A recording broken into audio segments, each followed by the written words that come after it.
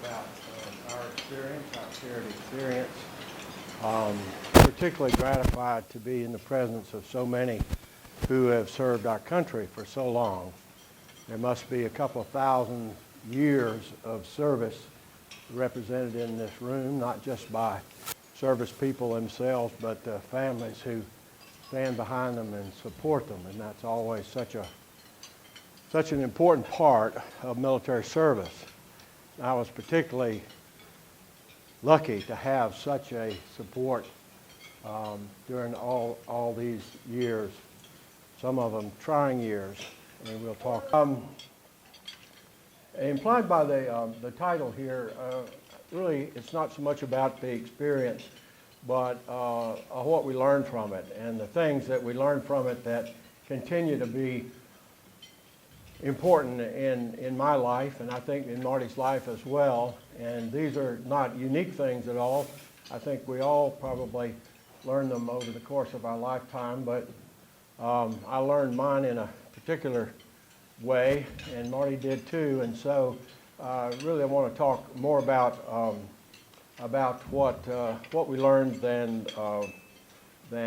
what actually happened. It all began back in 1963. I was in pre-flight, and Marty and I were engaged, and we were married even before I was commissioned. A year and a half later, we had our first child. This is our daughter Dabney, who lives here in Greensboro. That's not my dog, by the way. So I got to see Dabney for 5 days before I shipped off to Norfolk, Virginia to join the USS Independence. And my fighter squadron, the BF-84, flying the F-4 Bravo. And I flew about 75 missions there during the summer and fall of 1965. I was also the ordnance officer there, and there's an ordnance crew with our XO, and we had a little cake celebrating dropping 1,000 bombs. You know, in retrospect, that's not much to celebrate, but you know, we searched for anything at that time. This is the guy I was flying with, a pilot, Stan Olmstead, who did not survive the crash. I survived the crash for a couple of reasons: the grace of God, a little decision I made in a very short period of time to punch out of that airplane, the Martin Breaker ejection seat, and the unknown sailor that packed my parachute. All those things worked. However, what didn't work was my radio. Several radios didn't work, and so nobody saw me get out of the airplane and saw the airplane blow up, but not me. And so I was declared killed in action for about 1.5 years before Marty learned that I was alive. That is the very airplane, 205, that is now somewhere in North Vietnam serving as spoons and other aluminum ware. These guys are pretty clever, you know, they turn everything into useful objects. So anyway, it lives on somehow. But I was shot down north of Hanoi, and it took several days to get to Hanoi, and I was led through the gates of the Hanoi Hilton. And that's a French prison that was in the heart of Hanoi, occupies an entire block. This is sort of an aerial view of it. This is that I'm going to show you in a minute at Heartbreak Hotel, right in there. These large rooms here at the time were occupied by Vietnamese prisoners, and Americans were held in these two sections here. Most of this prison has been destroyed, with only about this part of it still in existence, and there's a big high-rise hotel and office building built there to replace that. So that was my first home there. That was my first interrogator, a guy we called the Rabbit for his protruding years. We didn't know their real names, and so we had names for all of the guards. This was my cell in Heartbreak Hotel. Has built-in leg irons, 2 bunks, concrete. That's about all we had in there. While I was there for about 2 weeks, we're trying desperately to abide by the code of conduct, name, rank, service number, date of birth, nothing else. And after about 2 weeks of constant interrogation, I was given a sort of an ultimatum. Either you talk to us or we're going to move you to a worse place. Well, I could hardly imagine a worse place than this. You know, it's actually kind of cleaned up a little now. It was infested with rats and everything, a filthy place, and the walls seemed to just reek of misery because so many, mostly Vietnamese, had spent so many years in this prison. Most of the Politburo of North Vietnam in the early days had been held in this prison. And so I was told that if I cooperated, I would move to a better place and be with friends and all of that, and I wasn't going to cave in on that, and so I chose the worst place, not knowing what to expect. And of course, they had a worse place. Matter of fact, they had several worse places, and I was about every 10 days or 2 weeks, I was given this ultimatum again, you know, better place or a worse place, and I always managed to choose the worst place. And it got harder as my health began to fail, and I began to, I was in isolation, not just solitary confinement, but in isolation, out of contact with anybody. And so each decision got more difficult. And I wound up in what was a coal storage bin, a little shack out behind another prison, not this one. And it was really infested with stuff, and I couldn't eat anything. I think I had dysentery at the time. I was despondent. I was beginning to run out of everything, essentially, mentally, physically, spiritually. And I hung on spiritually. I spent a lot of time in prayer for strength and wisdom to get through this and to make the right decisions. And so when I was presented with this ultimatum once more, I knew I could not survive the place that I was in. That if I was there too much longer, I was going to die. And so I couldn't imagine a worse place than this, but I wasn't going to cave in, and thanks to God, I made the right decision and chose the worst place. And I moved in with a black man. They thought that this was going to be the worst thing they could do to a young southern white boy. And he was terribly injured, and I was ordered to care for him in almost every way. And his name was Fred Cherry. This is Fred in the cell. Actually, when I moved out of this cell, he moved in it, so we shared that early on. He outranked me by 2 ranks, and you know, him being black didn't make any difference to me. I was so overjoyed to see him. It was the Air Force part that was the worst. Why couldn't it have been a Navy guy, at least a Marine, you know, or something like that, or Army even, but, you know, Air Force. Anyway, Fred and I became lifelong friends. He's still alive, and we're still good friends, and I learned so much from Fred. If you're in the Pentagon, there's a bigger than life-size portrait of Fred, and it's called Mr. Fighter Pilot. He flew in Korea, and his story is an amazing one, and I learned so much from him. And one of them was, you know, that we're all in this together, and we have to love and respect each other. We have to forgive each other.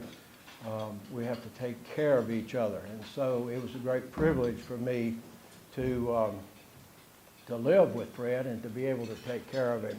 We were together for about 8 months or so, and then things got really, really bad after that. And we had even more difficult choices to make. But the one thing that I learned, I call this the first great lesson that I learned. I learned two really important lessons, and this is the first one. I didn't learn the other one until the very end, so I won't tell you about that until the very end. But this was all about choices. You know, we found out that our captors could take away every freedom that we enjoy, absolutely everything. You could be tied down, leg irons, handcuffs, all alone, no sound, no pleasant smell, nothing, no stimulation at all. But there was one freedom they could not take away from you, at least until death or insanity. And that was the freedom to choose. God's great gift to us of free will. And if you have that, you're never completely a prisoner. And we found that we determined the course of our lives in terms of the choices that we made. Now, a lot of times you don't have a choice, and there's nothing you can do to change the fact that you've lost your legs. But your attitude about what happened to you is the most important. And Jesse's a prime example of that. You choose how you're going to react to given circumstances. And that's what determines the quality of your life. And we learned that, fortunately, right at the very beginning. And so throughout our experience, it was a matter of making choices, trying to survive, trying to help each other, trying to resist, and to resist under some pretty terrible circumstances. Well, the one thing that really saved us was our method of communication. And it was all based on this little matrix. You could call it a spreadsheet, if you will. It's easy. You identify the letters by the row number and the column number. And so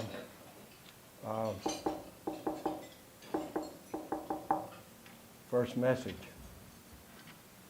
Hi. So it's very simple. We used a very simple way of sort of making the phone ring. If you were tapping on the wall, it was, I'm going to make the phone ring. You get ready to answer, okay?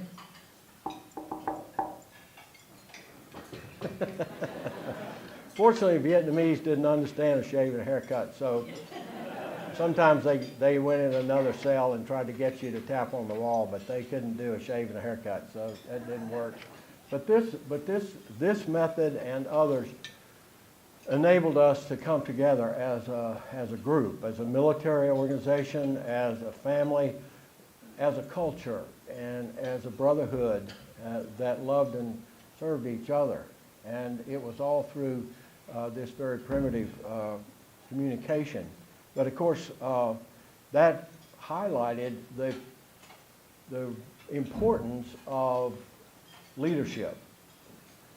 You know, in the Navy, they say you got to get there early to get the good deals.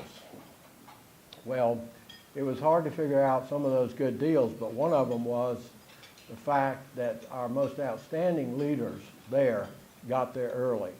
Jim Stockdale, Jerry Denton, Robbie Reisner, many others that I could name, but they got there early, and they were the ones who were able to assess this situation, to interpret the code of conduct in such a way that we could actually uphold the code of conduct and yet adapt it to our particular circumstances, which is a very difficult thing to do.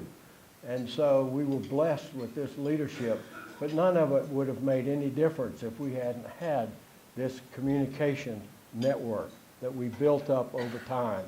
And we used for official things and unofficial things. I'll tell you one story. After I moved away from Fred Cherry, I moved out to another prison that we call the Briar Patch, and it was one of the worst places. It was a terrible place, and it was when they instituted a policy of torture. Up until that time, they had not tortured people as a routine method, but since they had been unable to get what they wanted by coercion and beatings and all kinds of other things, they resorted to violence. And so I was out there. I went back into solitary confinement. I was actually living beside, it was a very small little cell block, but I was living beside a Marine, an F-4 pilot named Howie Dunn. And he was the only person I could communicate with, and we used this tap code by, our hands were handcuffed behind our back all during the day, and so you had to back up to the wall and tap very, very lightly with your finger. And so we, every time we'd go out for a session and come back, and we'd pass along everything that happened, because, you know, if you're forewarned about what something's going to happen, it's much easier to deal with it than if it's complete unknown. And so the passage of this information was very, very important. Of course, he's my senior officer. He was a Marine Corps major, and so this was a very important thing. But we also use this to talk about our lives, our careers, and things we liked and didn't like, and all of that. We became really, really close friends through this communication. And one day I realized we never got out of our cells except right outside the door, except if you went to interrogation, and then you were blindfolded and handcuffed and all of that. And so I realized I'd never seen Howie, and so I tapped across. I said, "Howie, I've never seen you. What do you look like anyway?" And he tapped back and he said, "You know John Wayne?" I said, "Yeah, I know John Wayne." He said, "Well, a lot like that." Okay, I mean, he's a Marine. He's 6'2", broad shoulders, narrow hips, good-looking guy. So I put that mental image, you know, of Howie with everything else I knew about him. And of course, we moved away from this situation after a while, and I never saw him again. I never really saw anybody that knew him. We didn't have many Marines there, and I told lots of stories about Howie, but nobody really knew him. And so anyway, towards the very end, we're back, if you remember the picture of the Hanoi Hilton, the big area there. We were in one of those big cells there, and the Vietnamese had relaxed all their regulations and everything, and so they opened the cell door and let us out into that big courtyard, and then they opened the door to another cell, 40 guys in there, 40 in ours, and so we're greeting each other, you know, people we hadn't seen in a long time. We'd lived with them, or some of them, or knew them by sight and everything. And all of a sudden, this guy comes walking up to me, and he's short and bald and not real good looking. And he stuck out his hand and he said, "Hi, I'm Howie Dunn." I said, "Howie, you son of a bitch, you lied to me." And we had a good laugh over that, and he said, "I know, but it was such fun knowing the image that you had of me all this time." But the importance of that story is that in the instant that he said his name, he went from being a complete stranger to being one of my best friends in all my life, all through the power of that little communication method. So the punishment for violating the camp regulations, including communicating by any means, were harsh. But this was not considered to be torture. This was just punishment. And so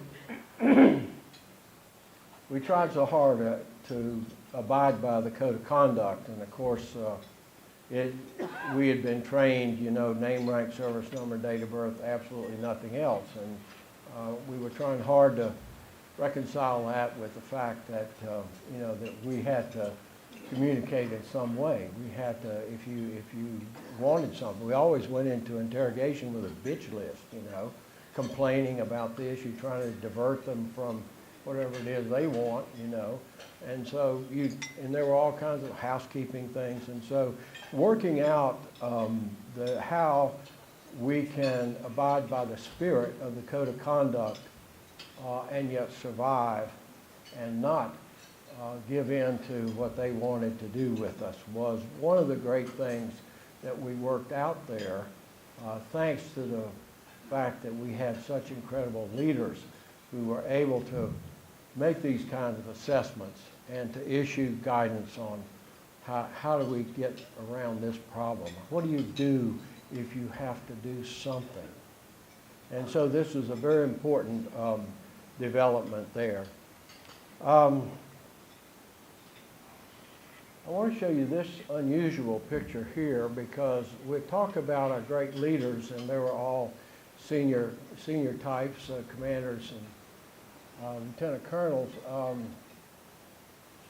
But they were largely separated from us because the Vietnamese didn't want them to be, in communication with us to offer any kind of guidance or orders or anything like that. And so after a period of time, they were all congregated into one area. And our senior guys on a daily basis were not so senior, 03s usually, or maybe even 02s, depending on the size of the group.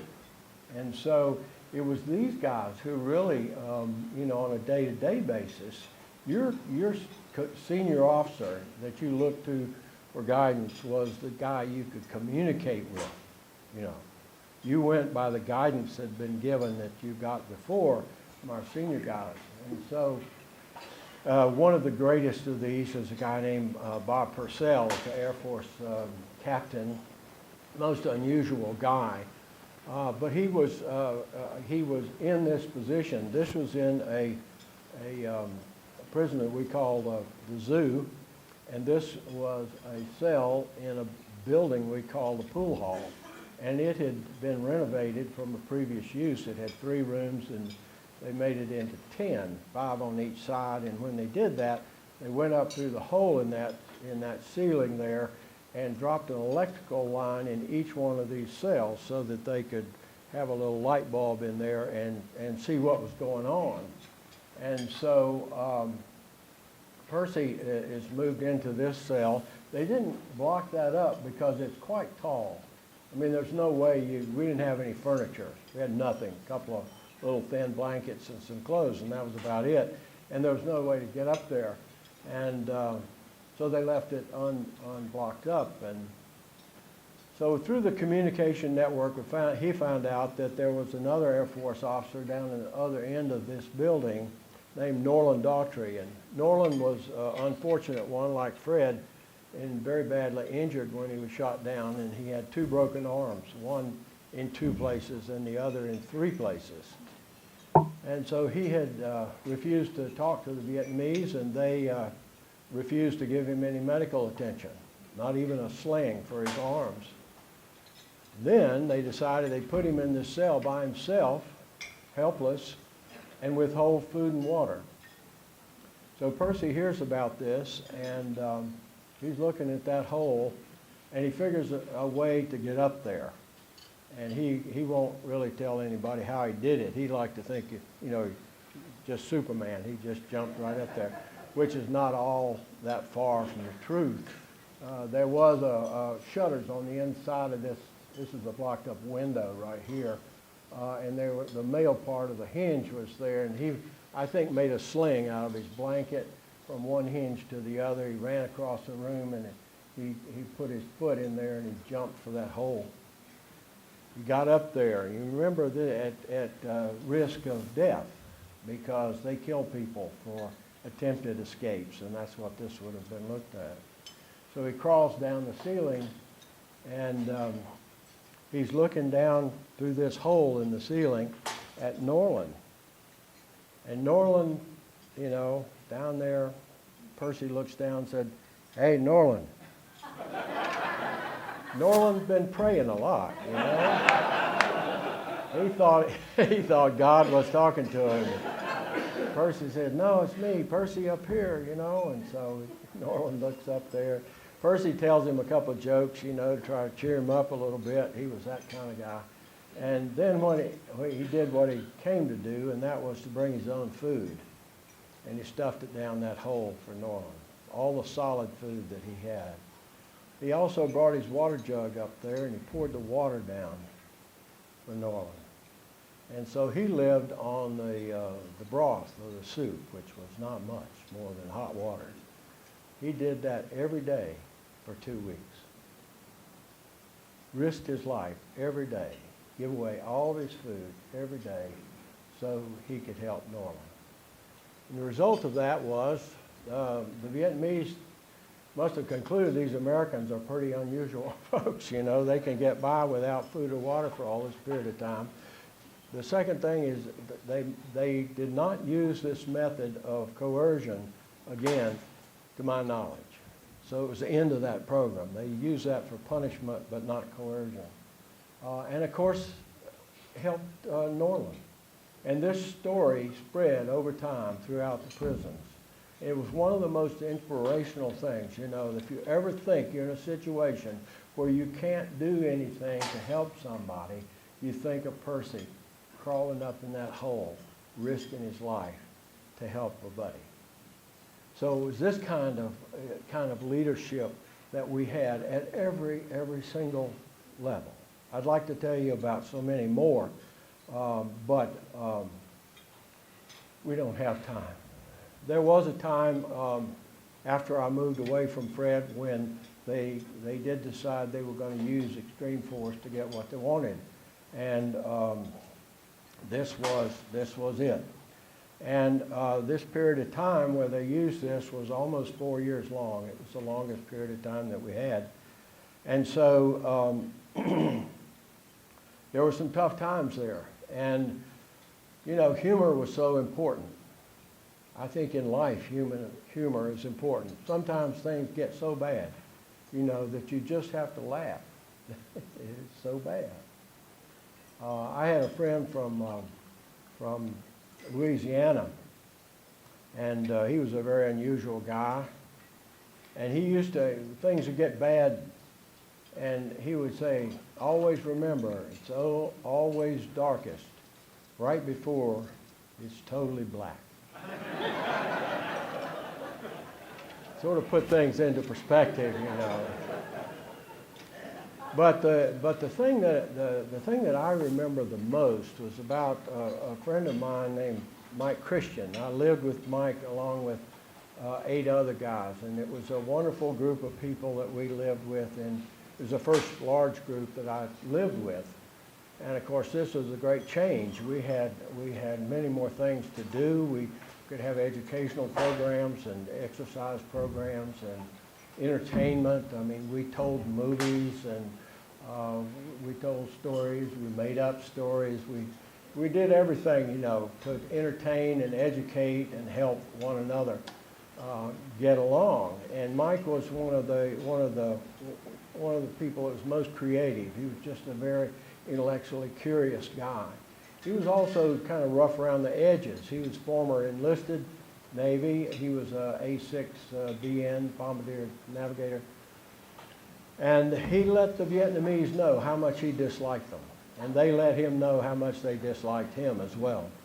So he was always the guy that got the short end of the stick if there were choices to be made. Within this prison, there was an escape attempt, a plan that was made over a considerable period of time. It included disguises and ways to get out of the prison and all of this. And 2 guys were going to go over the wall on a rainy Saturday night. And so Mike and I and others in our cell had participated in the planning of this escape. Mike stood on my shoulders and get up in the overhead of our cell and work the barbed wire. They had that one closed up, so we had to work the barbed wire loose and get up there and look over the wall to see what was there. And that was the exact place where these guys were going to go over. And so, sure enough, they did. They went over the wall, rainy Saturday night, but on a sunny, bright, sunny Sunday morning, they were captured. You know, they're in the midst of Hanoi among all these Vietnamese, and so they didn't make it very far. They were terribly tortured. One was tortured to death. And so the rest of us, of course, we knew from previous experience that the Vietnamese were probably going to pull one person from every cell block and find out everything that they could about this escape. And so sure enough, a day later, or 2 days later, the cell door opened late at night, and they came in and pointed at Mike, told him to roll up his stuff, that he was moving. And I knew what was going to happen. We knew there was going to be this purge. We knew that they were going to be tortured to find out everything about this escape. And they did. These guys were gone, and I remember having two very powerful emotions in a short period of time. And the first one was when they pointed at Mike. And it was this great relief that it wasn't me, because I knew how awful this was going to be. And then the second one was this deep regret as Mike left and looked back at us, and regret that it wasn't me, because I knew what Mike was going to go through. And sure enough, this program lasted for a couple of weeks. They did find out everything about the escape. They tortured these guys like crazy, using what we call the rope trick. And so finally it was over, and late at night the door opens again, and Mike is shoved in, and he looks like hell, and he's lost a lot more weight, and you could tell what a terrible thing this had been. And the door closes, and we gather around him, and we must have looked very glum, because we had been in leg irons and punished as well for our participation in this. And we gathered around him, and somebody in the group said, "Mike, what happened? Where you been?"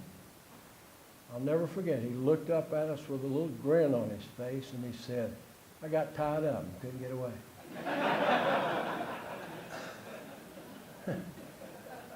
He made a choice right there. He made a choice of how he was going to treat this situation. He changed his attitude.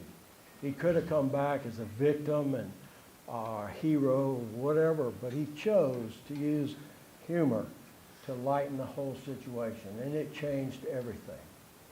And so I'm always so conscious about how powerful humor is, particularly in bad situations. And this is something I think that is so important in leadership. You know, I often ask a military organization, have you ever served under a commanding officer that you thought was an outstanding leader, had no sense of humor? Not very often do I get a response at all. So it's very important for leadership. And Mike, by his choosing, exerted extreme leadership in having, this situation turn out the way that it did.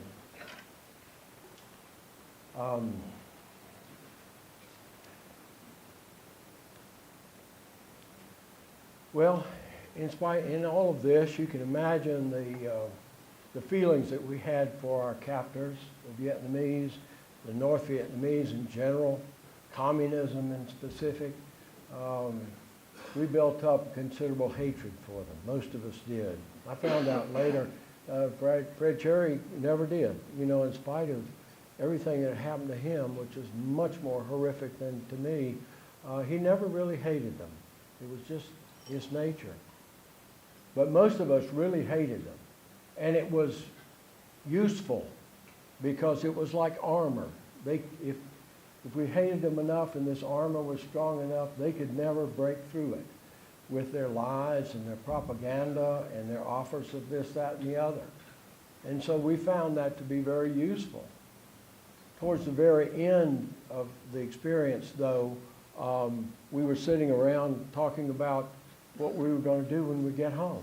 We had talked a lot about the future, but never about what we were going to do in the first day or two of being home.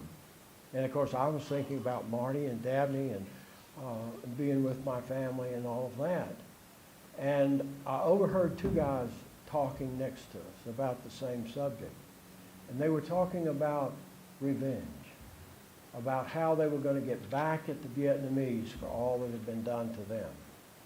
And I suddenly realized what a powerful thing this hatred was. And I vowed that the Vietnamese were never going to adversely affect my life again. And I knew I had to do something about that. And so when I walked through the gates of the Hanoi Hilton It's over there. I thought for the last time. I turned around to that building and I said, I forgive you. And all of that hatred fell away. All that armor fell away. And I walked away free from 2 prisons that day. So that's the second great lesson that I learned, the power of forgiveness in our lives.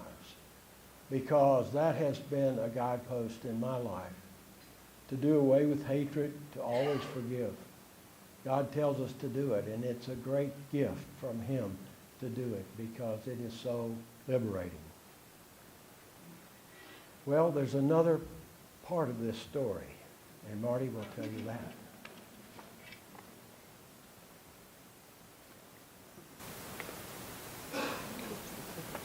It's on the...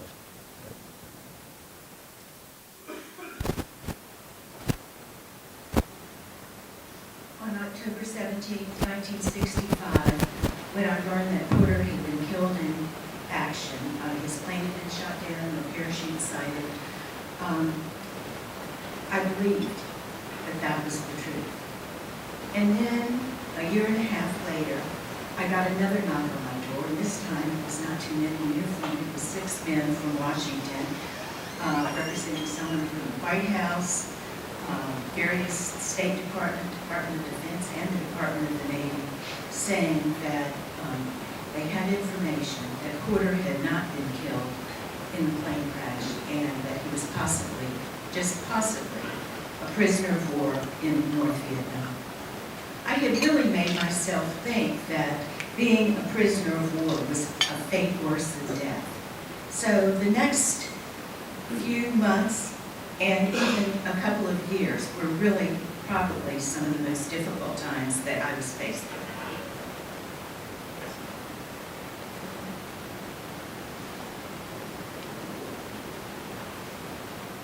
But luckily, about the time that I learned that Porter was a prisoner of war, Sybil Stockdale had begun forming the National League of Families. And we began as a support group for each other, but most importantly, we began to try to tell the American people, and then later on people of the world, about these men who were languishing in prisons in Vietnam and who had no contact with their families, that the American Red Cross was not allowed in, the Vietnamese were not notifying families that there were prisoners. And I served as coordinator for 10 states during that time and was very involved. But also during that time, I realized my most important job was as a parent for our daughter Dabney, whom Porter had left when she was 5 days old. And during these years, the most difficult thing was thinking of everything that Porter was missing. He missed Dabney's first steps, he missed 7 birthdays, 8 Christmases, and finally, in February 1973, Porter was released with the first group of prisoners from North Vietnam. This is a photograph of them in Hanoi getting ready to get on the airplane. Porter came back to join Dabney and me in Atlanta, Georgia, and for the next probably 6 months, we led a very exciting life as we were welcomed home. Governor Porter was in the governor's mansion in Atlanta, and so we had dinner there. Here we are at the White House dinner for POWs. And Porter graduated from Swanee Military School, where he had to change the plaque they had dedicated from in memory of to in honor of when he came back from Vietnam. Porter was absolutely determined to return a letter, a personal thank you to everyone who had worn his POW bracelets. And here we are at our kitchen table writing about, it was well over 1,000 letters. But our daughter Dabney, when asked by someone, what's it like having your daddy home after all this time? She said, you know, it's great, but I just like to be a plain little girl with a plain dad. And so we decided, even though all these wonderful cruises, a brand new car that Ford Motor Company gave us, and all these trips to various places, as wonderful as they were, we needed to get on with our lives. We ended up moving to Rhode Island in 1978, where Porter was on the faculty of the War College, and we had two other children, Emily, who lives in Charlotte, and John Fletcher, who lives in Portland, Oregon. And we really put Vietnam behind us. But then when the first Gulf War came, all of a sudden we began thinking about our war experiences. And during that time, while I had everything I could possibly want and need, and was very well taken care of by the U.S. Navy and our government, I was watching these pictures on television of other families, women and children in Vietnam, who were literally running for their lives. In 1998, Porter and a group of POWs decided to go back to Vietnam, and we were among the first to sign up. We had no idea what to expect. I don't think any of us really went there looking for closure. We were just curious. I was curious about this country that had occupied, or totally more than occupied, 8 years of my life, and where Porter had been, but he didn't even know the buildings that were across from the Hanoi Hilton, because they were always blindfolded, and it was at night when they were moved. So we really went out of a sense of curiosity. We went 40 miles north of Hanoi, looking for Porter's shoot-down site, where we held a memorial service for Stan Olmsted, since his body has never remained.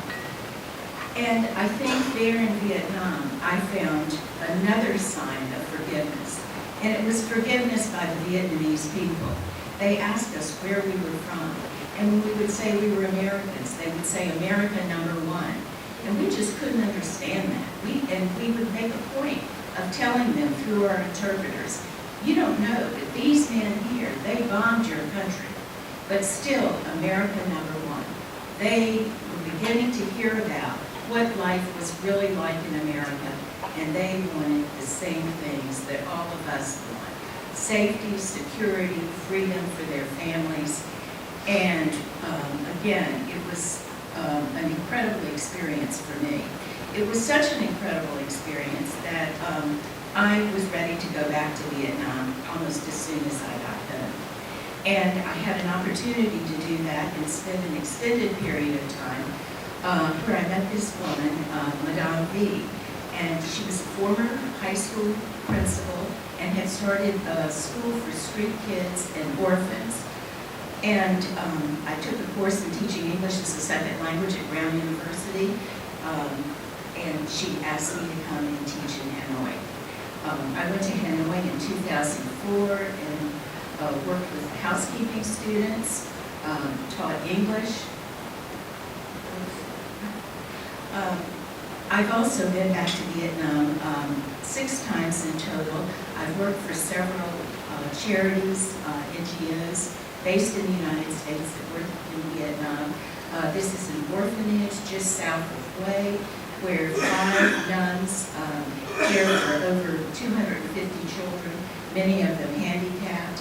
The Street Kids of Da Nang houses 150 children in Da Nang for $1 a day, where they take them off the street, they give them all medical attention, see that they attend school, they get 3 meals a day and a safe place to stay, and they're taught a trade or sent to college.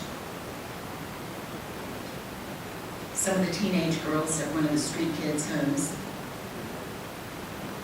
And this young man on the left, he was picked up off the street when he was 8 years old, and he was taught a trade to be a mechanic. He has his own little garage. Oops. His own garage, and he found this young boy on the street, and he now brought him into his home, and when they don't have a lot of work to do at the garage, he comes back to the home for street kids and does repairs. I'm doing this back on my back. Some of you who were in Vietnam are familiar with Dong Ha, Quang Tri Province, which is up near Hamburger Hill, and Khe Sanh. They now have this very modern school for gifted and talented teenagers. I've taught there.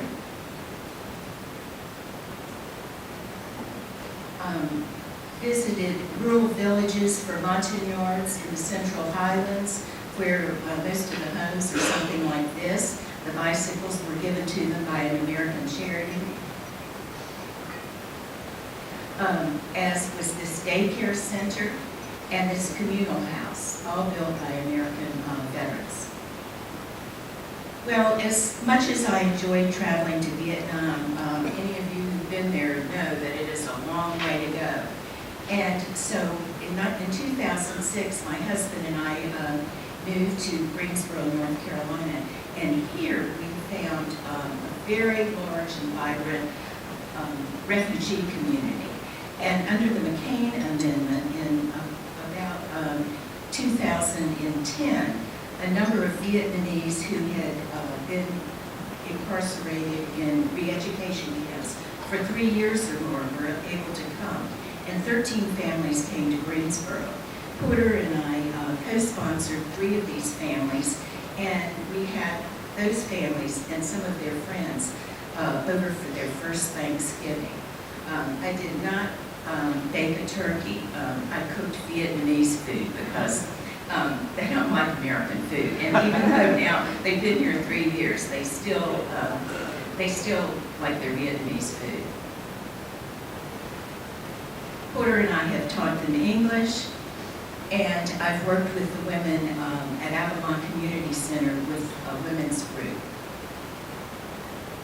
Once Porter was asked, about 2 weeks after he came home, if he could sum up his POW experience in a sentence or two.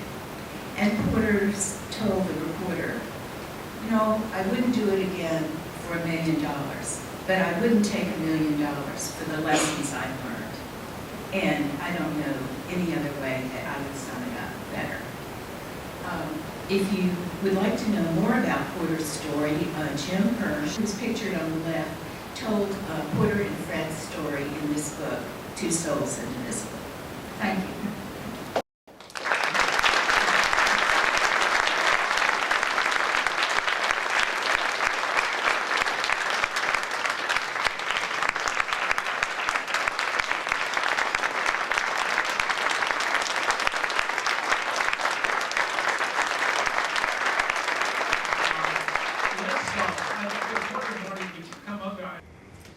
Commander Halyburton, Marty, such a pleasure to have you here. If you could just tell us a little bit about your experience in captivity. Mainly, what was the one or two takeaways from that time? Well, I think one of the most important ones was the realization that we always had the ability to choose how we were going to react to our situation. The Vietnamese tried to tell us that they were our lords and masters, that we had no choice and that we were black criminals and all of this. And we rejected that, of course, and we always realized that we could choose how we were going to react to any situation. That was one thing that they could not take away from us. And so God's great gift of free will was something I think that allowed us to assume that position, where we always had the ability to choose how we were going to react. And that's something that's still very important in our lives today, that you can't do anything about what you have or don't have or what you were born with or without, but you can always choose how you're going to work with what you got. Indeed, indeed. And there's definitely been some research done on the relationships or the bonds that can form between captors and captives. And was there any sort of bonding that had formed with your captors while you were? No, there really wasn't. I think they treated us so badly, that there was no chance that was going to happen. And in spite of the fact that they might try to be a good guy, and be a friend and be concerned about your welfare, we knew that was all just BS and was propaganda and everything. So we really built this wall up, this wall of hatred in a way. And so they could never get through that. Sure. And, yeah. You spoke also about forgiveness and the power of forgiveness, but initially you said that there was a lot of hatred that was like an armor to you. Right. What was it like making the transition from that hatred to that forgiveness? Well, I think one of the things, a precursor to that was our senior leaders had finally figured out how do we get beyond what's happened to us. You know, you go through torture, you're broken. And psychologically, that was worse than the physical almost. And so their advice was you have to forgive others and you have to forgive yourself. Yes. In order to move on and to continue to resist and not give up. But it wasn't about forgiving the Vietnamese. So when I left, you know, I realized that this hatred was so powerful and it's so corrosive to your soul that I had to get rid of that. And so when I said I forgive you, it really was not a Christian act. It was simply self-preservation. I see. Since that time, I've forgiven everybody, except for 2 people. Okay. And that, you know, that has, I think, guided our lives, you know, ever since. Absolutely. You can apply that to other areas. Speaking of not ever giving up, for a year and a half, Marty, you were under the impression that Porter was deceased. So how would you summarize the experience that you felt and the emotions when you found out he was still alive? I had really convinced myself that being a POW was a fate worse than death. So when I learned that Porter was a POW, I had to just sort of do a total mind switch, and that took a while. And then for several more years while he was in captivity, you had to continue on. You were an advocate for families' rights, etc. What was it like holding on to that hope for so long? Well, I was not alone. There were many other families. We had an organization, the National League of Families, and so we gave support to each other, and also the American government was with us every step of the way. And have either of you found that it's been easy to relate this story to some of the current American public, considering that we're on the tail end of 2 pretty long and difficult wars? And what have those experiences relating to current military families been like? Well, I have in the past worked with returning veterans, you know, that suffer from PTSD and all kinds of other things, and try and get across that really you're in charge of your own attitude. You know, it may take a lot of help from other people to get you to make right decisions and stick with them and all of that, but that it is possible. And so I think that therapeutically is a very important thing. You know, attitude towards adversity is really so important. And so I think it's applicable to guys coming back from combat now. Have you spoken, Marty, to some other family members? You know, not really. Here in Greensboro, it is not much of a military community, and there just has not been that opportunity. However, you have been pretty active with the Vietnamese community, both abroad, back in Vietnam, several trips you've made, and then locally here. Can you say a little bit about that? Yes, I began working with Vietnamese refugees here in Greensboro, and that sort of translated to working with other refugees. This country takes in more refugees than any other country, aside from places where they're refugee camps, which are usually neighboring countries. And these people come, they've suffered terrible persecution, physical abuse, and have been separated from their families, and they need a lot of support. And so I've been happy to work with some wonderful agencies and people here in Greensboro on that. It's more than just work, too. You've opened up your homes to a lot of people. And so my final question is, what message would you have to the rest of the country in terms of lessons learned from the military experience, or particularly that of when you have to undergo the difficulty of captivity?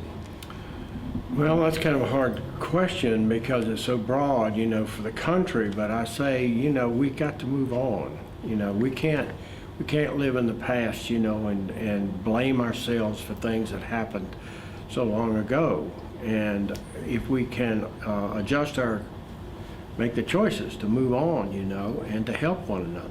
I think our society is in such danger of fracturing, you know, politically, societally, racially, and every other way.